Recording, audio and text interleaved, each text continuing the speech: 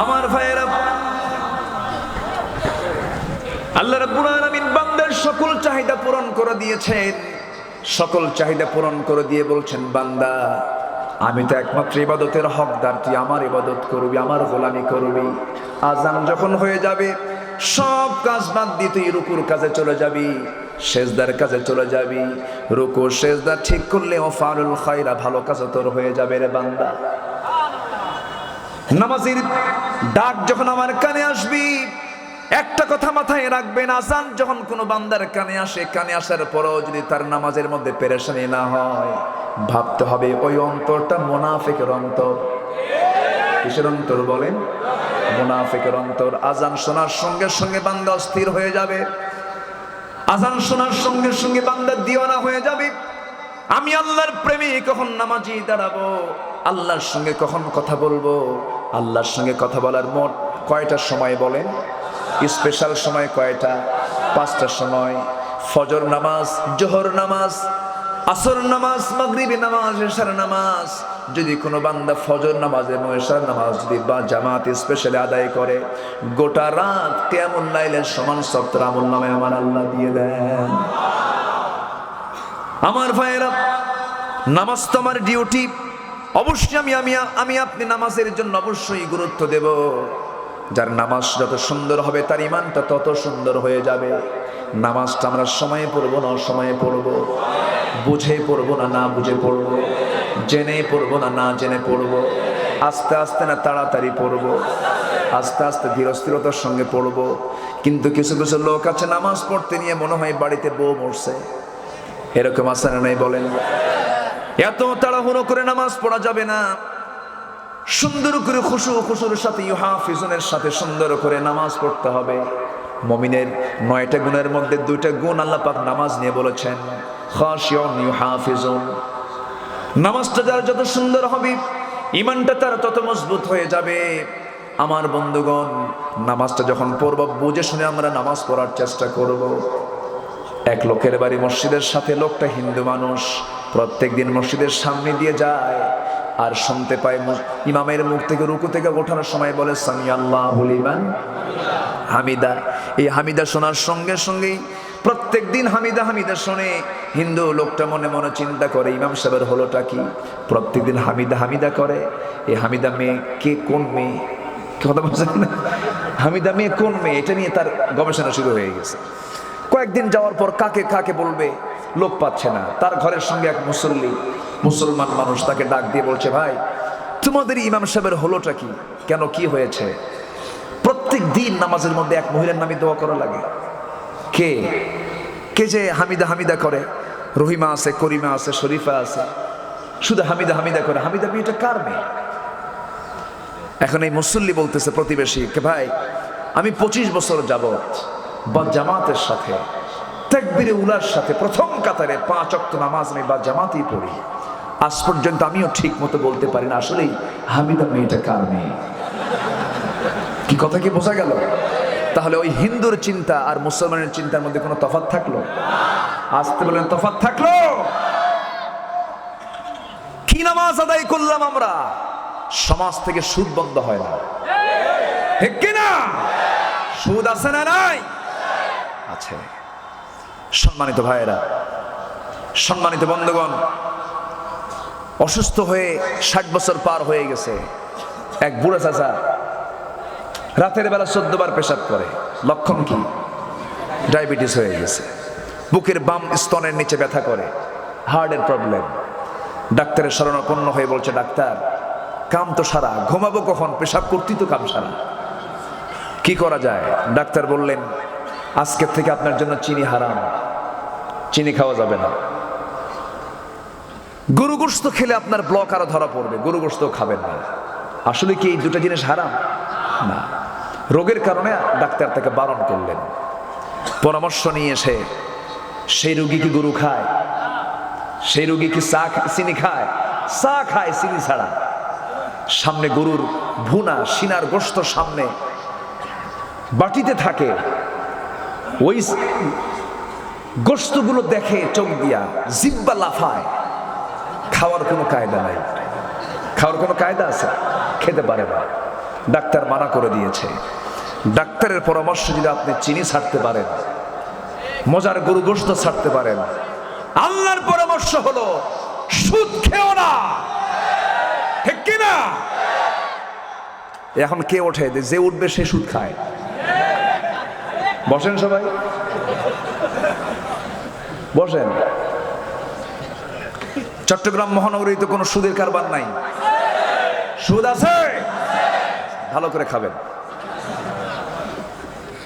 সুদ, জেনা, ব্যভিচার, ধর্ষণ, এগুলো ওয়াজ করে বন্ধ হবে না। এগুলো বন্ধ করার জন্য আইন দরকার। সে আইন হলো কার বিধান?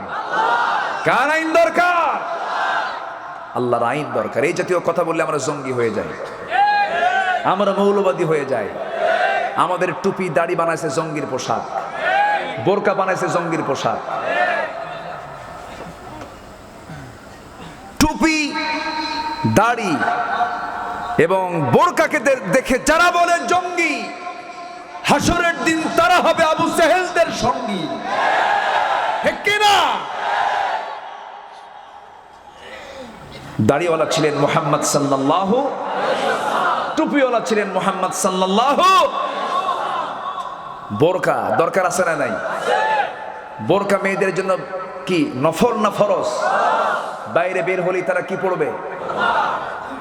হেজাব নিকাব পরে তারা বাইরে বের হবে, মাথা থেকে পা পর্যন্ত সব ঢাকবে। আল্লাহ পাক মেয়েদেরকে এই বিষয়টা ফরজ করে দিয়েছেন, পড়তে হবে। তবে হ্যাঁ, আরেকটা বিষয়, পর্দার প্রসঙ্গ যখন এসেই গেল একটু বলি। শুধু বোরকা পড়লেই কিন্তু কমপ্লিট পর্দা হয় না। ভিতরের কিছু পর্দা আছে, যেরকম চাচাতো ভাই, মামাতো ভাই, খালাতো ভাই, ফুফাতো ভাই। দেখা করা জায়েজ? দেখা করা জায়েজ নাই, দেখা করা যাবে না। কেন? তাদের সঙ্গে বিয়েটা জায়েজ। চাচাতো ভাইয়ের বাড়ি নিজের বাড়ি থেকে কাছে হয় না দূরে হয়? বলেন বলেন বলেন। মামাতো ভাইয়ের বাড়িতে ফুফাতো ভাই, মামাতো বোনের বাড়িতে ফুফাতো ভাইকে যায় না? যায় না? যায় না? যায়। তাদের আসা যাওয়া আছে না নাই? এর মধ্যে ফিতনা ছড়ানোর সম্ভাবনা কম না বেশি? কম না বেশি? এই জন্য এই সমস্ত আত্মীয়তার ক্ষেত্রে পর্দা অবশ্য অবলম্বন করতে হবে, মুরব্বীদেরকে বলে দিচ্ছি। এরপর কি বলে, খালার বাড়িতে ঘন ঘন যায়, খালি খালাম্মাকে সালাম দেয়, খালাম্মা আসসালামু আলাইকুম, খালাম্মা আসসালামু আলাইকুম। মানে ওর খালাতো বোন একটা আছে। কি কথা কি বুঝতেছেন? তো এই বিষয়গুলোকে গার্জিয়ানদের লক্ষ্য করতে হবে। দেবর ভাসুর দেখা করা যাবে না। দেবর তো মৃত্যু তুল্য, বলেছেন মুহাম্মদ সাল্লাল্লাহু আলহামু আল মাউত, রাসূল বলেছেন। এরপরে দুলাভাইয়ের সঙ্গে মনে হয় দেখা করা সুন্নত। দুলাভাইয়ের সঙ্গে দেখা করা যাবে? দেখা করা যাবে, কিন্তু দুলাভাইয়ের হুন্ডায় শালি চড়ে কি চড়ে না? শালি চড়ে কি চড়ে না? এলাকার শালিকে কি কয়? ভালো করে কোন? হালি হালি, আলি আলি।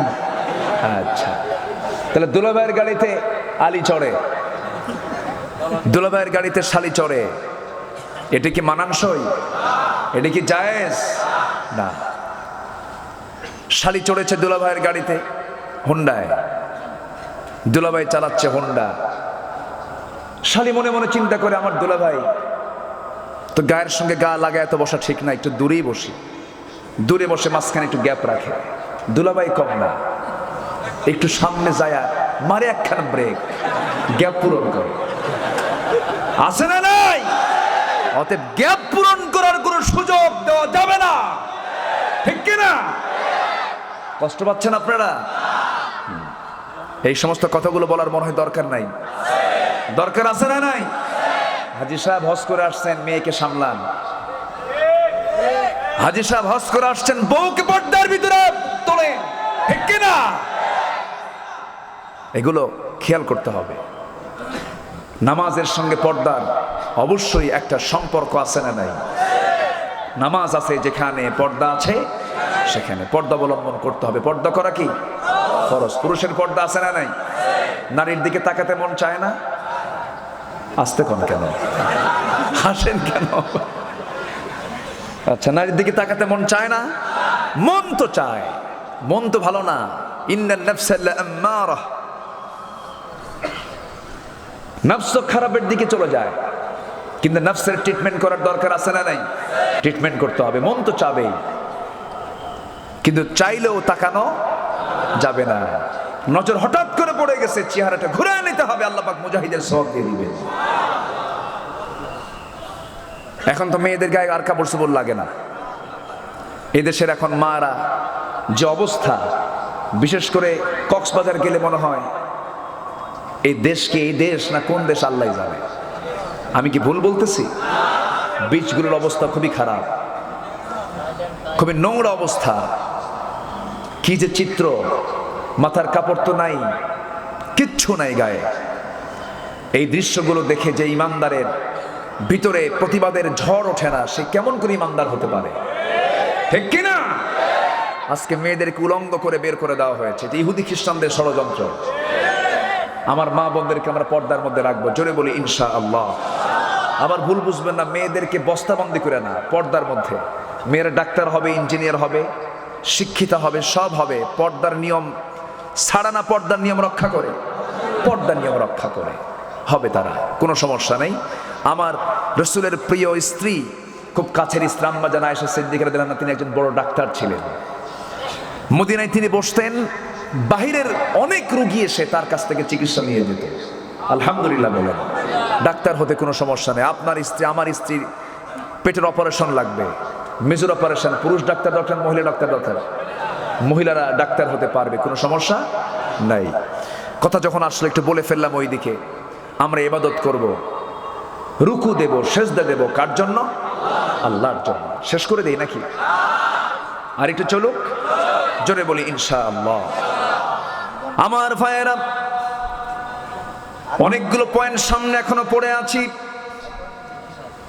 আল্লাহ রাব্বুল আলামিন বলছেন, বান্দা তুমি রুকু করো, সেজদা দাও, ইবাদত করো, ভালো কাজ করো, সফল হয়ে যাবে। আরেকটা হুকুম আল্লাহ রাব্বুল আলামিন দিয়ে দিচ্ছেন, ওয়াজাহিদু ফিল্লাহি হাক্কা জিহাদি হুয়া জাতাবাকুম ওয়া মা জাআলা আলাইকুম ফিদ-দীনি মিন হারাজ মিল্লাতা আবিকুম ইব্রাহিম হুয়া সাম্মাকুমুল মুসলিমিন। জোরে বলুন আল্লাহু আকবার। এরপরে তুমি কি করবে? আল্লাহর পথে তুমি মুজাহাদা চালাবি। যেমন করে মুজাহাদা করা দরকার তেমন করে তুমি মুজাহাদা চালাবে, জিহাদ করবে আল্লাহর পথে। কার হুকুম এটা? জিহাদ এবং সন্ত্রাসকে এক করার অপচেষ্টা দুনিয়াতে এখন আছে না নাই বলেন? জিহাদের অংশ হলো যুদ্ধ, যুদ্ধের অংশ কিন্তু জিহাদ নয়। এই বিষয়টাকে ভুলভাবে বোঝানো হয়। আমার বন্ধুগণ, নামাজ যেমন ইবাদত, রোজা করা যেমন ইবাদত, এরপরে দান সদকা করা যেমন ইবাদত, জিহাদ করা কি ইবাদত না? জিহাদের দরকার আছে না নাই? আসতে বলবেন না, আছে না নাই? ইমানটা চেক হবে নামাজের ভিতরে না জিহাদের ময়দানে? মুনাফিক তো নামাজ পড়ে, মুনাফিক তো রোজা রাখে, মুনাফিকও দান সদকা করে, কিন্তু মুনাফিককে আপনি কখনো মাঠে পাবেন না। আসেন দোয়া করি। ওঠে কারা? ধরেন তো, এই বসেন, একটু বসেন। কষ্ট পাচ্ছেন নাকি? শুধু নিম্ন চাপ না, ঊর্ধ্ব চাপও আছে। বিড়ি খাওয়া চাপ, এই চাপও কিন্তু কম না। বিড়ি খাওয়ার লোক আছে না নাই? বিড়ি খাওয়া কি? ফতুয়া তো ঠিকই দিলেন, খাওয়ার বেলায় তো মিস নাই। বিড়ি খাওয়ার ফতুয়া দেশে 4 অঞ্চলে 4 রকম। রংপুরে বিড়ি খাওয়া ওয়াজিব, ঢাকাতে মাকরুহ, সিলেটে মুবাহ, আর এই অঞ্চলে আমি শুনলাম নাকি খাওয়া নাকি ফরজ। না, সকল নেশা আমরা বর্জন করব, জোরে বলি ইনশাআল্লাহ। সে বিড়ির টানগুলো দেয় কি দেখেন না? কিছু কিছু বুড়া চাচা আছে, সমুদ্রের সি বিচে যায় বিড়ি একখান নিয়ে এমন টানা টানে, আকাশের দিকে তাকায়, মনে হয় উনি সিদরাতুল মুনতাহা পার হচ্ছে। আছে না নাই? এগুলো করা যাবে না। বুড়ো হয়ে গেছেন, পান টান খান, পান খাওয়া ভালো, পানের রস, মহেশখালীর সেই মিঠা পান না, পানটা খেলেন, মুখের রসটা আসলো, বুড়া মানুষ, এটা ঠোঁটটা লাল হলো, বুড়া বুড়া মনে হয়, খান পান, সমস্যা নাই। কিন্তু পানের সাথে আবার হাকিমপুরি রহমতুল্লাহ আলাইহি কেন কি আছে না? হাকিমপুরি কেন? বাবা জর্দা কেন? বাবা বাবা মুদ্দাসিল্লুল আলী, এগুলো কেন? এগুলো করা যাবে না। কারণ হাকিমপুরের ভিতরে যে গাছ, বীর মধ্যেও সেই গাছ, একই পাতা। এগুলো করা যাবে না। সকল প্রকার নেশা থেকে আমরা মুক্ত থাকবো, জোরে বলি ইনশাআল্লাহ। নামাজির মুখ হবে অপরিচ্ছন্ন না পরিচ্ছন্ন? আমার নবীজির জীবনের শেষ আমল কি জানেন? মিসওয়াক করে দুনিয়া থেকে বিদায় নেওয়া। জোরে বলেন সুবহানাল্লাহ। কি করে? মিসওয়াক করে। উম্মতে মুহাম্মাদের মুখ কখনো দুর্গন্ধ হতে পারে না। উম্মতে মুহাম্মাদের মুখ কখনো অপরিচ্ছন্ন হতে পারে না। উম্মতে মুহাম্মাদের মুখ থাকবে সব সময়ের জন্য পরিচ্ছন্ন। রাসূল বলেছেন, আমার উম্মতের যদি কষ্ট না হতো, আমার উম্মতের জন্য আমি মিসওয়াককে ওয়াজিব বানায় দিতাম। আল্লাহু আকবার। আম্মা জান আয়েশা বর্ণিত হাদিস, রাসূল যখন মারা যান, মৃত্যুর সময় যখন চলে আসে, আমার নবী আমার ঘরটাকে পছন্দ করলেন, আমার ঘরে ঢুকলেন, ঢুকে বলছেন, আয়েশা কেমন যেন শরীরটা খারাপ লাগতেছে, দেখো তো আমার মাথা ঘুরতেছে কেন, একটু মাথায় পানি ঢেলে দাও তো। পানি ঢেলে দেওয়া হলো।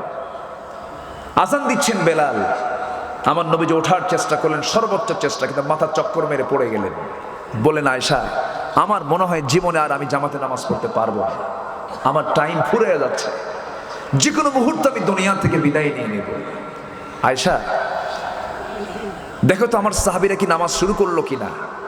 কেন শুরু করে নাই? তাহলে তোমার আব্বাকে ডাক দিয়ে বলো আমার মুসাল্লায় যেন আমার আবু বকর দাঁড়ায়। নামাজ শুরু হয়ে গেছে, কিন্তু সাহাবীরা হু হু করে কাঁদতেছেন, বিশেষ করে ওমর চিৎকার মেরে মেরে কাঁদতেছেন। আমার নবীজি বলেন, আয়েশা আমাকে তুমি একটু নিয়ে চলো, ওই জানালার উকি মেরে জানালার ছিদ্র দিয়ে আমি নামাজের দৃশ্য একটু দেখতে চাই। তাকে ধরে নিয়ে কোনো মতো জানালার কাছে নিয়ে যাওয়া হলো। আমার নবীজি নামাজের দৃশ্যগুলো দেখছিলেন, আর দুই চোখের কোনা বেয়ে বেয়ে টপ টপ করে পানি পড়ে, গাল ভিজে, দাড়ি ভিজে যায়। আম্মা জান আয়েশা তার হাত দিয়ে সেই পানিগুলো সরাইয়া দেন, চোখের পানিগুলো মুছে মুছে দিয়ে বলেন, ইয়া রাসূলুল্লাহ আপনি কেন কাঁদেন, তারা তো নামাজ আদায় করতেছে। নবীজি বলছেন, ওরে আয়েশা এই যে আমার চোখের পানি দেখতেছো, এই চোখের পানি কিন্তু আমার দুঃখের চোখের পানি নয় আজকে, এই চোখের পানি আমার চরমানন্দের চোখের পানি। কারণ এই যে আজকে নামাজ রাষ্ট্রীয়ভাবে কায়েম হয়ে গেছে, এই নামাজ কায়েমের জন্য আমাকে মক্কার মানুষ ঘাট ধরে বের করে দিয়েছে। এই নামাজ কায়েমের জন্য আমাকে উহুদের ময়দানে আমাকে দাঁত ভেঙে দিয়েছে। এই নামাজ কায়েম করতে গিয়ে তায়েফের মানুষ আমাকে মেরে মেরে রক্তাক্ত করে দিয়েছে। এই নামাজ আজকে কায়েম হয়ে গেছে আয়েশা, আমি এই জন্য কান্দি। ওরে আয়েশা আমাকে শোয়া দাও। শোয়া দেওয়া হলো। নবীজিকে শোয়া দেওয়ার পর রাসূল বলছেন, আয়েশা মুখ কেমন যেন দুর্গন্ধ মনে হচ্ছে, একটা মিসওয়াক এনে দেওয়া যায় নাকি? মিসওয়াক আনবেন কেমনে? আমার নবীজি বালিশ নেন নাই। আমার নবীজি বলছেন, আয়েশা তোমার উরুটা বিছায় দাও, তোমার উরুতে মাথা রেখে আমি আরাম ফরমাবো। আম্মা জান আয়েশা উঠতে পারেন না। বড় ভাইকে ডাক দিয়ে বলছেন, ভাই আব্দুর রহমান একটা মিসওয়াক এনে দাও তো। আমার রাসূল মিসওয়াক চাচ্ছেন, মিসওয়াক এনে দেওয়া হলো। মিসওয়াকের আগাটা শক্ত দেখে আম্মা জান আয়েশা মিসওয়াকটাকে চাবায়া চাবায়া নরম করে দিচ্ছিলেন। নরম করে দিয়া নবীর হাতে যখন তুলে দেওয়া হলো, আমার নবীজি মিসওয়াকটা হাতের মধ্যে নিয়ে আগে মিসওয়াক শুরু না করে মিসওয়াকের আগায় লেগে থাকা থুতুগুলো আমার নবীজির স্ত্রী আম্মা জান আয়েশার মুখের লালাগুলো চুষে চুষে তিনি পান করা শুরু করলেন। আমার নবীজি আম্মা জান আয়েশার দিকে একটা মিষ্টি হাসি দিলেন, মুস্কি একটা হাসি দিলেন। দাঁতের কিনারাগুলো দেখা গেল মুক্তোর দানার মতো চকচক করছে 63 বছর বয়সে। আমার নবীজি এবার বলছেন, আয়েশা আমি আমার সর্বশেষ একটা মহব্বত করার চেষ্টা আমি তোমাকে করলাম। আম্মা জান আয়েশা বলেন, এরপরে তিনি মিসওয়াক শুরু করে দিলেন। মিসওয়াক শেষ হয়ে গেল। আমার নবীজি বলছেন, আয়েশা রে আমার মনে হয় হায়াতের বেশিক্ষণ না, আমি দুনিয়া থেকে বিদায় নিয়ে নেব। তুমি আমার কথাগুলো একটু আমার উম্মতের কাছে পৌঁছায় দিবা। দেখো তো আমার মেয়ে ফাতিমাটা কোথায় গেল। আমি তো ফাতিমাকে দেখি না। নবীজি ফাতিমাকে এত বেশি পছন্দ করতেন, জীবনের শেষ সাক্ষাৎ আম্মা জান আয়েশার সঙ্গে সর্বশেষ কথা হয়েছে, তার আগে কথা বলেছেন ফাতিমার সাথে।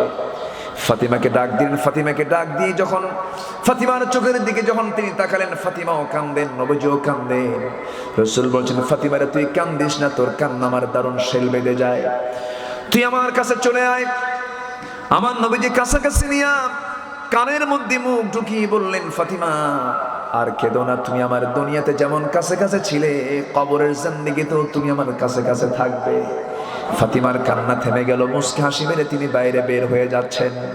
দরজা তিনি খুলতে যাচ্ছিলেন, দরজা হঠাৎ করে বন্ধ হয়ে গেল। আবার রাসূল বলছেন, ফাতিমা দরজা লাগাও কেন, তুমি যাও না কেন? আব্বা বাইরে কে যেন দাঁড়ানো। সেই দিন মালাকুল মউত আবার ফাতিমার সামনে যখন সেদিন তিনি সূরত নিয়ে দাঁড়িয়েছিলেন, রাসূল বলছেন, ফাতিমা যার জন্য ভয়ে দরজা লাগাও সে তো দুনিয়ার কোনো মেহমান না, মালাকুল মউত আমার জান কবজের জন্য হাজির হয়ে গেছে। আমার জান যে কোনো মুহূর্তে কবজ হয়ে যাবে ফাতিমা। এবার মালাকুল মউত নবীর সামনে চলে আসবেন। নবীর সামনে এসে বলছেন, ইয়া রাসূলুল্লাহ, আল্লাহ তাআলা আমাকে পাঠিয়েছেন আপনার জান কবজের জন্য। আমার নবীজির সঙ্গে সঙ্গে বললেন, মালাকুল মউত অনুমতি যদি পেয়ে যাও কোনো আপত্তি নেই। আমার নবীজি কিচ্ছু বললেন না, আমার নবীজি তাকে বরণ করে নিলেন। কারণ মুমিনের সবচেয়ে বড় তৃপ্তি হলো আল্লাহর সঙ্গে সাক্ষাৎ করা। মৃত্যু ছাড়া কি আল্লাহর সঙ্গে সাক্ষাৎ হবে? হবে? হবে না। আমার নবীজি বলছেন, মালাকুল মউত কাজ শুরু করে দাও। মালাকুল মউত বলছেন, ইয়া রাসূলুল্লাহ, পৃথিবীর শুরু থেকে আজ পর্যন্ত বহু প্রাণীর জান কবজ করেছে, আজকে আপনার জান কবজ করতে আসলাম। যদি কোনো বেয়াদবি হয়ে যায় আপনি আমারে মাফ করে দিয়ে। আমার নবীজির বুকের উপরে হাতটা রাখলেন। নবীজি চিৎকার মেরে বলছেন, আজরাইল, মালাকুল মউত হাতটা তাড়াতাড়ি সরাও। আমার কাছে মনে হলো তোমার হাত রাখো নাই, উহুদ পাহাড় আমাকে চাপায়া দিয়েছো। আবার হাতটা রাখা হলো। নবীজি চিৎকার মেরে বলছেন, মালাকুল মউত হাতটা সরাও, যেন মনে হলো আসমান তুমি আমার বুকে চাপায়া দিয়েছো। আবার হাতটা সরানো হলো। রাসূল বলেন, ও মালাকুল মউত, আমার কাছে মনে হচ্ছে গোটা দুনিয়ার সব কিছু তুমি আমার বুকে চাপায়া দিয়েছো। ওরে মালাকুল মউত, এই যদি হয় মৃত্যুর যাতনা, মৃত্যুর কষ্ট, নিদারুণ যন্ত্রণা, সব কষ্টগুলো আমাকে দিয়ে দাও, কিন্তু মৃত্যুর সময় আমার প্রাণের উম্মত এত কষ্ট করবে আমি তার নবী হয়ে সইতে পারবো না। আমার নবীজি দুনিয়াতেও ভোলেন নাই, মৃত্যুর সময়ও ভোলেন নাই। কবরে শুয়ে শুয়ে বলতেছে না, ইয়া উম্মতি, ইয়া উম্মতি। হাসরের ময়দানে সবাই বলবে নফসি নফসি, আমার নবীজি বলবেন উম্মতি উম্মতি। আমার নবীজি এবার মৃত্যুর জন্য প্রিপারেশন নেওয়া সম্পূর্ণ শেষ হয়ে গেল। আম্মা জান আয়েশাকে ডাক দিয়ে বলছেন, আয়েশা, হুমায়রা রে, মৃত্যুর দুয়ারে পৌঁছে গেছি। আমার উম্মতকে একটা লাস্ট মেসেজ দিয়ে দিবা, সেটা হলো উবুদু ওয়াসজুদু ওয়াবুদু রাব্বাকুম ওয়াফআলুল খায়রা। আমার উম্মত যেন রুকু সিজদা না ছেড়ে দেয়, আমার উম্মত যেন 5 ওয়াক্ত নামাজ না ছেড়ে দেয়। সবাই কি নামাজ পড়তে রাজি আছেন?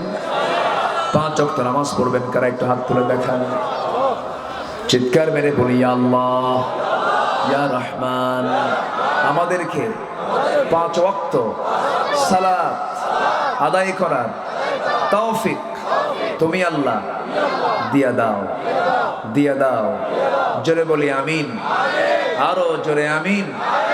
হাত নামান, কষ্ট দিয়ে ফেললাম। আমার ভাইয়েরা, আর কিছু সময় চেয়ে নেব। আমাকে সময় কি দেওয়া যায়? দেওয়া যায়। ফজর না হোক, হ্যাঁ, ফজর পর্যন্ত থাকবেন সবাই? ফজর পর্যন্ত থাকবেন সবাই? থাকবেন? এই কেমন আওয়াজ? আলোচনা চলুক, হুজুর মরুক। খুবই সুন্দর বলি আলহামদুলিল্লাহ। এত মিষ্টি মানুষ, আলহামদুলিল্লাহ, আলহামদুলিল্লাহ। ওয়াজাহিদু ফিল্লাহি হাক্কা জিহাদি, জিহাদ করো কার পথে? জিহাদ করার মতো। জিহাদের নাম শুনলে যার জ্বর আসে ও মুনাফিক, ঠিক কি না? জিহাদ নাকি নাই এখন, এরকম ফতুয়া শোনা যায়। জিহাদ আছে না নাই?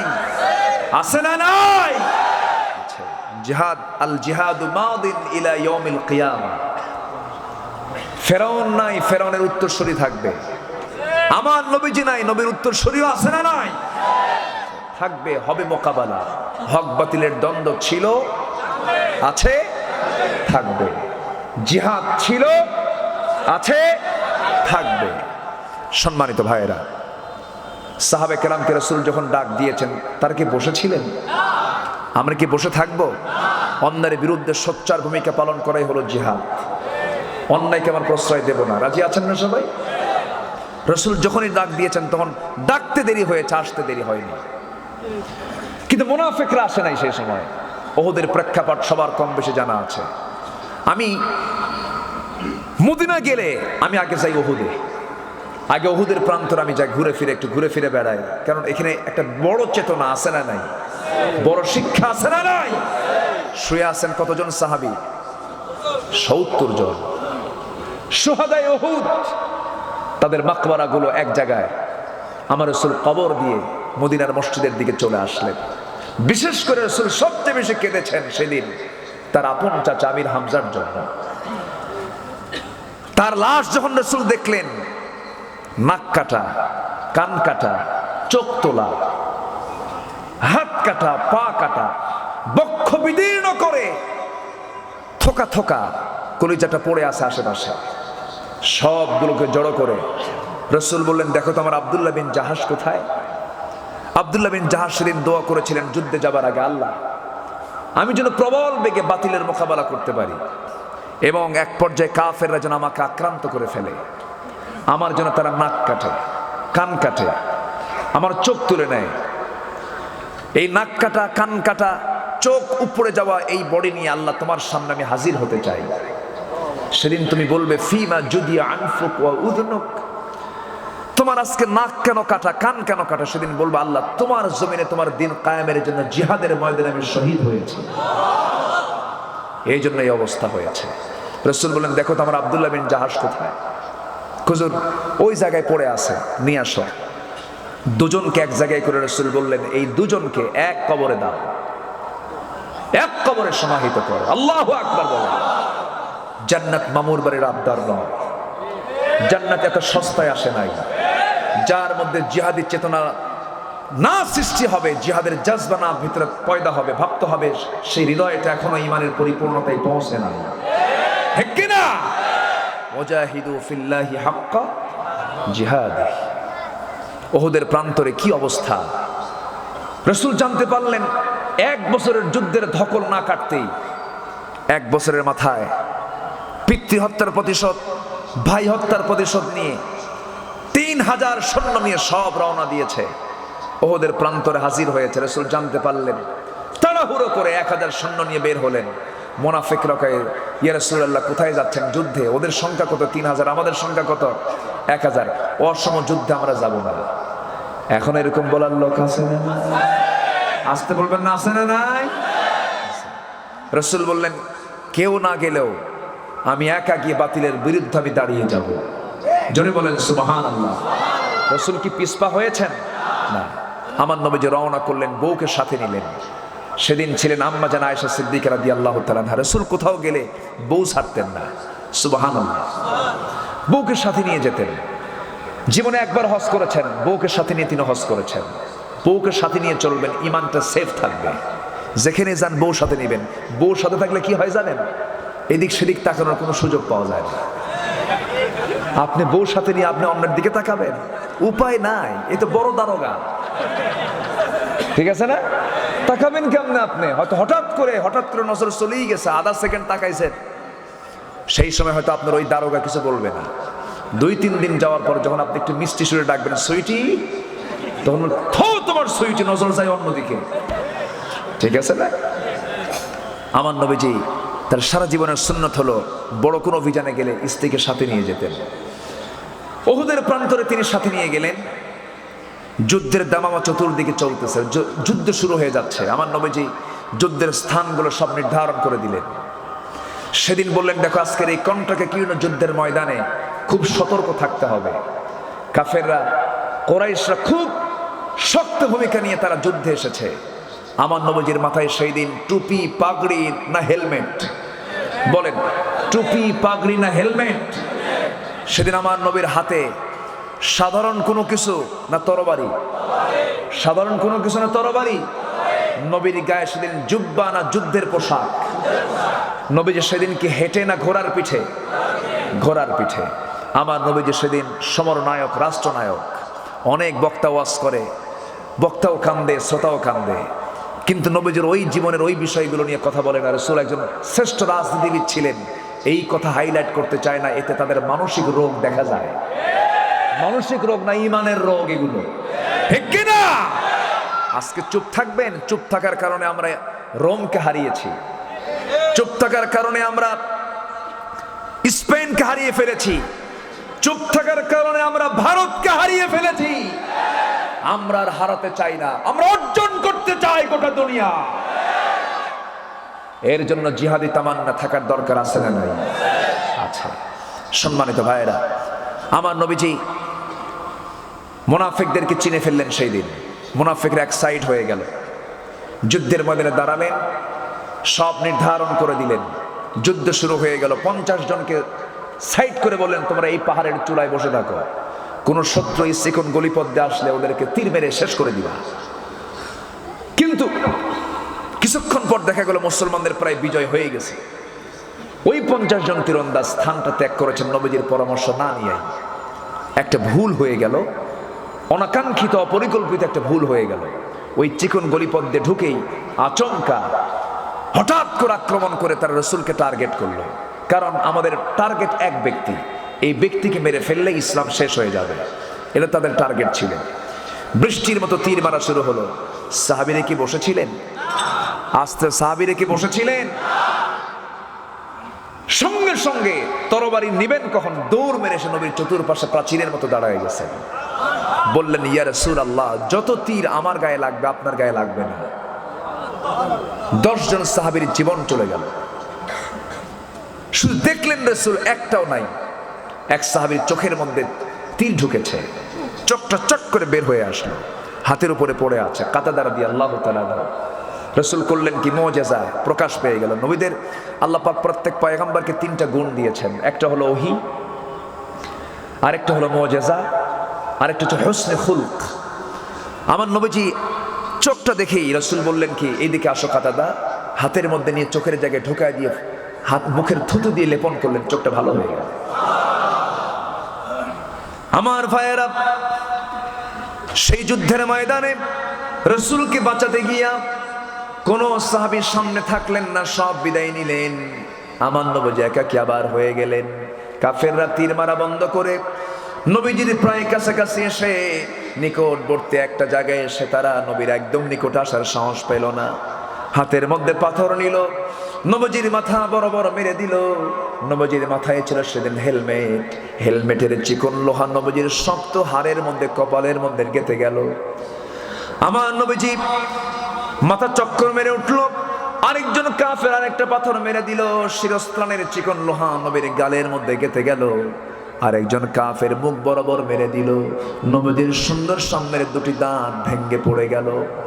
গোটা মুখ রক্তে রঞ্জিত, নবীজি মুখ থুবড়ে মাথা ঘুরে পড়ে গেলেন।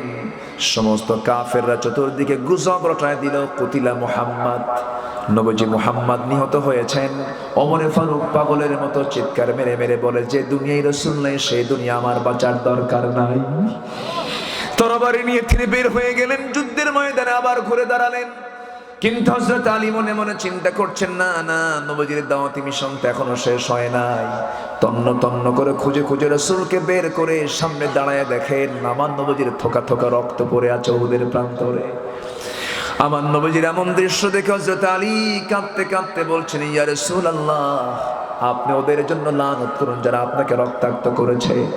আমার নবীজি বললেন, ও আলী, আমি তো এই দুনিয়াতে লানত করার জন্য দুনিয়াতে আসি নাই। তবে আলী, একটা কথা জেনে রেখে দিও আলী, এই জমিন যখন আমার রক্ত দিয়ে যখন এই জমিনটা ভরে গেছে, এই জমিনে যখন আমার রক্ত যখন স্পর্শ করেছে, দেখতে পাবে খুব নিকটবর্তী সময় এই জমিনে আল্লাহর দ্বীন কায়েম হয়ে গেছে। জিহাদের দরকার আছে না নাই? আসতে বলবেন না, আছে না নাই? ওয়াজাহিদু ফিল্লাহি হাক্কা জিহাদি। আমার ভাইয়েরা, আমার নবীজি মুখ থুবড়ে পড়ে আছেন হযরত আলী কোলের মধ্যে করে নিয়া সুন্দর নিরাপদ জায়গায় শোয়া দিলেন। একজন পাগল সাহাবী নবীকে রাসূলকে এত ভালোবাসতেন, জীবনের চাইতে বেশি তিনি রাসূলকে ভালোবাসার প্রমাণ দেখিয়েছেন। উবাইদ ইবনুল জাররাহ আমার নবীর পাশে বসে ডুকরে ডুকরে কান্দে, কপালের সেই লোহাগুলো দেখে হাত দিয়ে দেখে যে এই লোহাগুলো কেমনে বের করা যায়, চিন্তায় পড়ে গেলেন। উবাইদা করলেন কি, হাত দিয়ে টান দিলে নবীজির কষ্ট বেড়ে যাবে, আস্তে আস্তে টান দিলে নবীজি কষ্ট পাবেন মনে করে নিজের দাঁতটা লাগায় দিলেন। সেই লোহার সাথে এমন জোরে টান মারলেন, এক টানে লোহা বের হলো, কিন্তু উবাইদার সামনের দুটো দাঁত নাই। আমার নবীজি বলছেন, উবাইদা রে, আস্তে টান দিলে তোমার আজকে এত বড় দাঁতের ক্ষতি হতো না, তোমার তো দারুণ কষ্ট হবে উবাইদা। উবাইদা বলছেন, ইয়া রাসূলুল্লাহ, আমার দাঁত কেন, আমার কলিজাটা ছিঁড়ে আপনার সামনে দেব, উবাইদার বিন্দু পরিমাণ কোনো কষ্ট হবে না। আমার ভাইয়েরা, আমার বন্ধুগণ, উহুদের ময়দানে আমার নবীজির মাথায় ব্যান্ডেজ লাগানো, মুখে খেতে পারেন না, নরম নরম জিনিসগুলো খাওয়াচ্ছেন রাসূলকে সাহাবীরা। যুদ্ধ থেমে গেছে।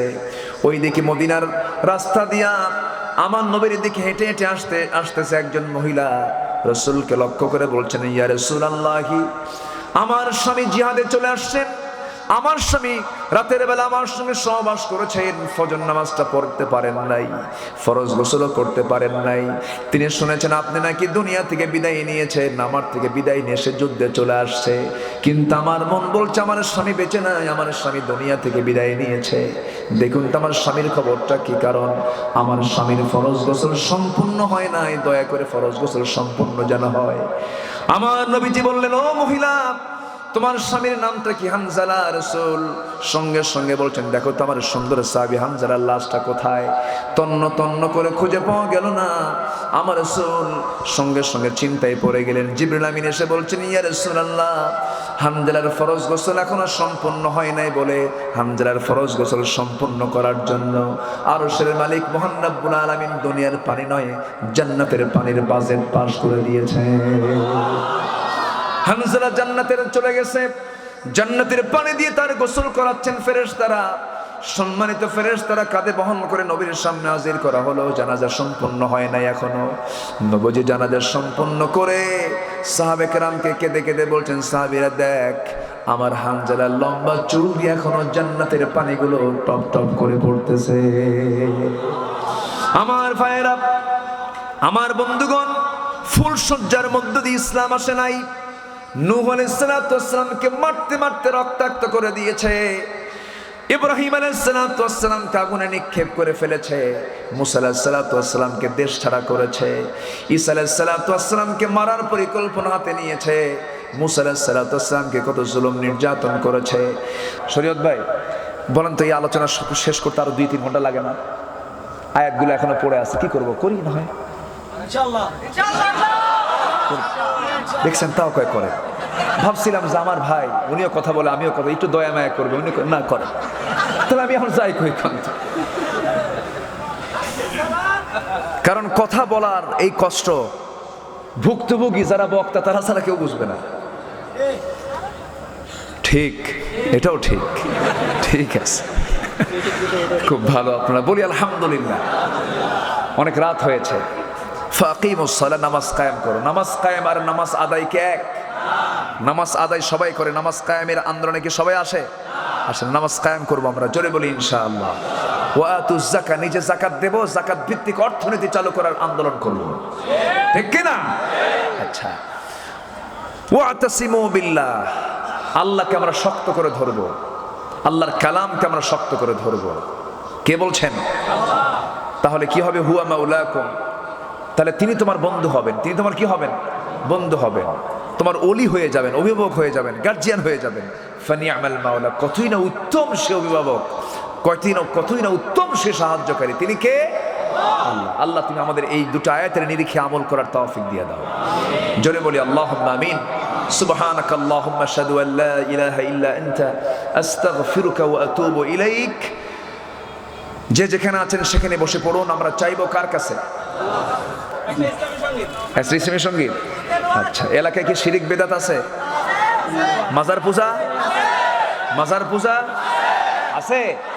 কবর পূজা শিরিক করো না, বিদআত করো না, শিরিক করো না, বিদআত করো না, আল্লাহ ছাড়া কারো কাছে মাথা নত করো না, শিরিক করো না, বিদআত করো না, আল্লাহ ছাড়া কারো কাছে মাথা নত করো না। পীরের পূজা গোরের পূজা ইসলামেতে নাই, তবু মানুষ আল্লাহ ছাড়া মাথা যেন আয়। পীরের পূজা গোরের পূজা ইসলামেতে নাই, তবু মানুষ আল্লাহ ছাড়া মাথা যেন আয়। আল্লাহর কোরআন নবীর হাদিস ছাড়া কিছুই মেনো না, শিরিক করো না, বিদআত করো না, আল্লাহ ছাড়া কারো কাছে মাথা নত করো না। বলেন, শিরিক করো না, বিদআত করো না, আল্লাহ ছাড়া কারো কাছে মাথা নত করো না।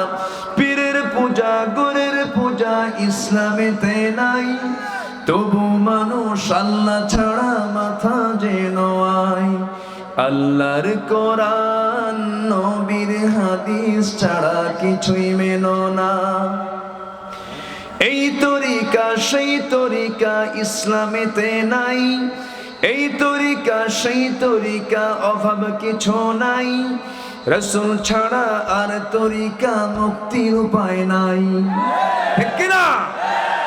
কোরআন বোঝো, হাদিস শেখো, তার অধিক যেও না, শিরিক করো না, বিদআত করো না, আল্লাহ ছাড়া কারো কাছে মাথা নত করো না।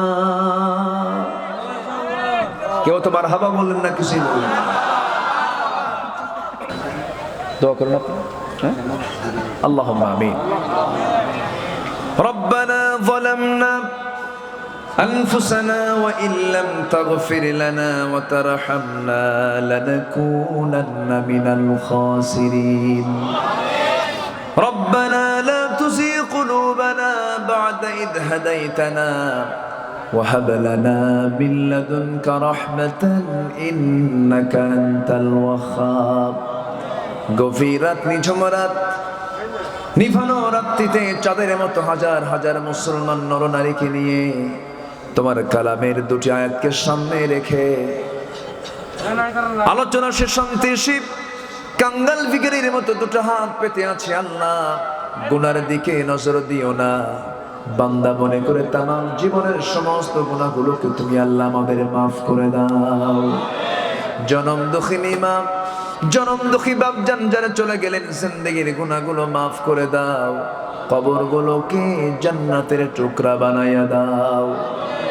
অনেক আলোচনা শেষ করে বাড়ি ফিরে যাব, বাড়িতে ফিরে গিয়ে সব দেখবো, কিন্তু মার ঘরের দিকে তাকায় দেখবো ঘর আছে কিন্তু আমার মাটা নাই রে, আমার বাবা নাই, বা মা নাই। যারা চলে গেলেন, জিন্দেগির গুনাহগুলো মাফ করে দাও, কবরগুলোকে জান্নাতের টুকরা বানাইয়া দাও। আব্বা আম্মার জন্য তুমি আল্লাহর দোয়া শিখিয়ে দিয়েছো, সবাই চক্ষু বন্ধ করুন। আল্লাহর শেখানো দোয়া পড়ে হাতটা একটু উঁচু করে আওয়াজ দিয়ে দিয়ে আমার সঙ্গে ঠোঁট মিলিয়ে মিলিয়ে বলুন, রব্বিরহামহুমা কামা রব্বায়ানি সগীরা। সবাই বলুন, রব্বিরহামহুমা কামা রব্বায়ানি সগীরা। এমন ভাইও হাত তুলতে পারেন যিনি নিজের হাতে নিজের মাকে দাফন করেছেন, নিজের বাবার লাশ নিজের পিঠে বহন করে কবর পর্যন্ত নিয়ে চলে গেছেন। আল্লাহ, তোমার কাছে ফরিয়াদ করি, ওই আব্বা আম্মার কবরগুলোকে জান্নাতের নূর দিয়ে মুনাফফার করে দাও।